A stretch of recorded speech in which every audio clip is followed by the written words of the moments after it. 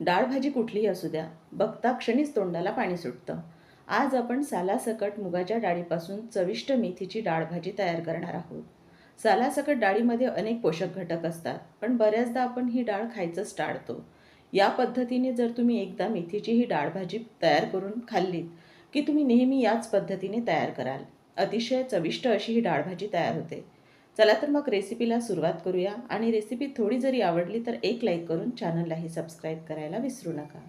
सर्वात आधी इथे एक जुडी मेथीची मी तोडून धुवून घेतलेली आहे. इथे कोवळ्या अशा मेथीच्या थोड्या काळ्यासुद्धा सोबत घेतलेल्या आहेत. तसंच भाजीसाठी लागणारी कोथिंबीरसुद्धा धुवून घेतलेली आहे. आता सर्वात आधी आपल्याला ही धुतलेली जी मेथी आहे ती चिरून घ्यायची आहे.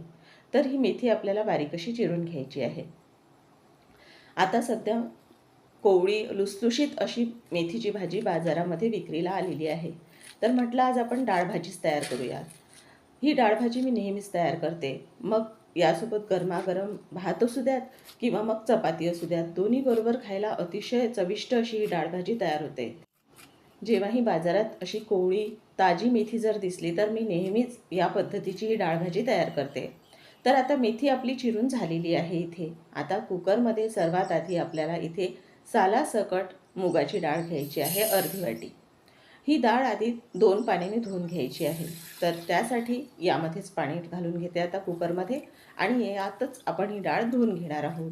सुरुवातीला हे पाणी काढून टाकते आणि परत एकदा धुवून घेते. तर आता इथे डाळ आपण 2 पाण्याने धुवून घेतलेली आहे. तर यामध्येच आपल्याला बारीक चिरून घेतलेली मेथी घालायची आहे. आता सर्व साहित्य आपण कुकरमध्ये घालणार आहोत आणि नंतर मग भाजी फोडणीला घालणार आहोत शिजल्यानंतर. तर इथे मेथी घालून घेतल्यानंतर यामध्ये अजूनही काही साहित्य आपल्याला घालायचे आहे. सर्वात आधी इथे आपण कढीपत्त्याचे 8 ते 10 पानं घातलेले आहे आणि एक मध्यम आकाराचा कांदा इथे जाडसर चिरून घेतलेला आहे. तो भाजीसोबतच शिजायला कुकरमध्ये घालायचा आहे. एक मध्यम आकाराचा जाडसर चिरलेला टोमॅटो घेतला आहे. तोही आपण यामध्ये घातलेला आहे. त्याचबरोबर 2 चिमूट एवढा हिंग घेतलेला आहे. तोही आपल्याला भाजीसोबत घालायचा आहे. आणि इथे 7 ते 8 हिरव्या मिरच्या मी मिक्सरला फिरवून घेतलेल्या आहेत. यामध्ये आलं लसूण अजिबातही घातलेलं नाही. नुसतं हिरव्या मिरच्या मिक्सरला फिरवून घेतलेल्या आहेत. त्या भाजलेल्यासुद्धा नाहीत. तर ह्या हिरव्या मिरच्या चवीनुसार वापरायच्या. आता आपल्याला जाडसर शेंगदाण्याचं 2 चमचे कूट भाजीसोबतच शिजायला घालायचं आहे. त्याचबरोबर इथे चिंच घेतली मी, असा एक लहान अर्ध्या इंचाचा तुकडा असेल. आता आपल्याला इथे चमचाभर तेल घालायचं आहे. त्याचबरोबर यामध्ये आपल्याला पाणी घालून घ्यायचं आहे आणि नंतर हळद घालून घेणार आहोत आपण. तर आता पाणी आपली डाळ आणि मेथीची भाजी बुडेल इतकंच पाणी घालायचं, फार जास्त पाणी नाही घालायचं. तर आता इथे बघा पाव चमच्यालाही थोडी कमी एवढी हळद मी घालून घेतलेली आहे.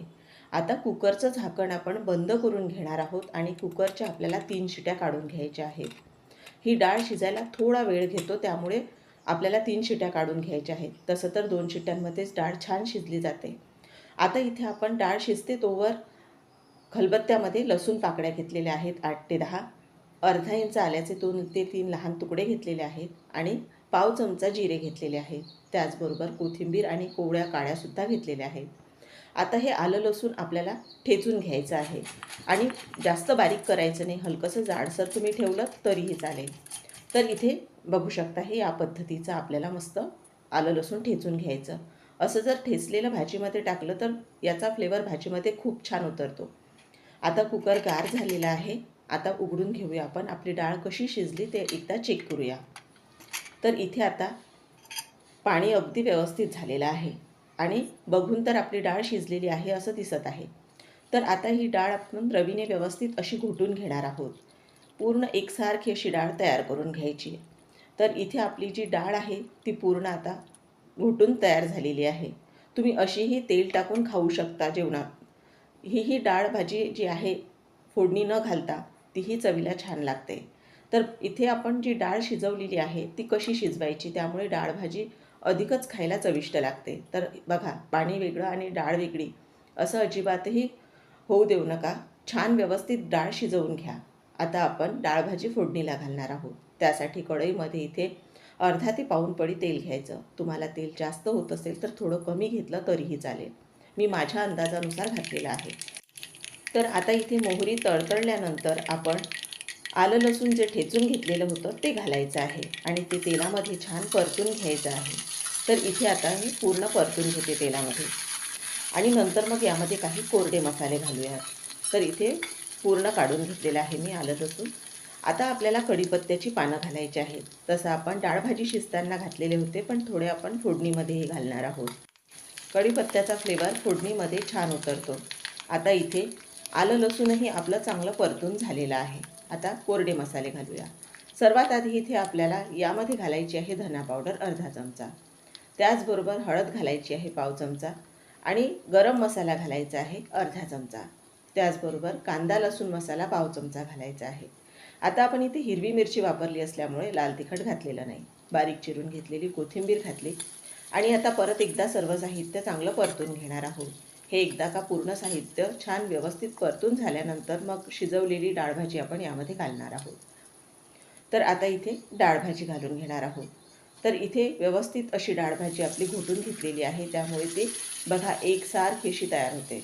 आता इथे आपण हे सुरुवातीला एकत्र करून घेणार आहोत, पण मला डाळ भाजी अजूनही थोडी घट्टसर वाटत आहे, त्यामुळे मी यामध्ये पाणी घालून घेणार आहे. तर इथे आपण 1 वाटीच्या जवळपास पाणी यामध्ये घालणार आहोत. फार जास्तही पातळ अशी डाळ भाजी करायची नाही. अगदी चपातीच्या घासाबरोबर डाळ भाजी यायला पाहिजे अशीच घट्टसर ठेवायची. आता आपण यामध्ये चवीनुसार मीठ घालून घेणार आहोत. तर यामध्ये आता मीठ घालून घेते मी. तर आता सर्व साहित्य आपलं घालून झालेलं आहे. आता मीठही घातलं. आता भाजी आपल्याला मस्त छान उकळवून घ्यायची आहे. जितकी छान भाजी उकळली जाईल तितकीच तिची चव आणखीनही वाढेल. इथे आपण मुगाची डाळ वापरलेली आहे आणि तीही सालासकट, त्यामुळे ही डाळ भाजी खायला अधिकच रुचकर लागते. तुम्हीसुद्धा नक्की मूग डाळीपासून ही मेथीची डाळ भाजी नक्कीच एकदा तयार करून बघा. खायलाही अतिशय चविष्ट आहे आणि घरातील न खाणारी मंडळीसुद्धा मेथीची भाजी आवडीने खातील. मेथीचा अजिबातही कडवटपणा या भाजीमध्ये उतरत नाही, इतकी ही भाजी छान लागणारी आहे. त्यामुळे तुम्हीसुद्धा एकदा नक्कीच ही भाजी ट्राय करून बघा आणि तुम्हाला आजची ही रेसिपी आवडली असल्यास एक लाईक करून चॅनललाही सबस्क्राईब करायला विसरू नका. पुन्हा अशा छानशा उपयुक्त आणि घरगुती रेसिपीसोबत आपण लवकरच भेटूया. तोपर्यंत मस्त खा आणि स्वस्त रहा. धन्यवाद.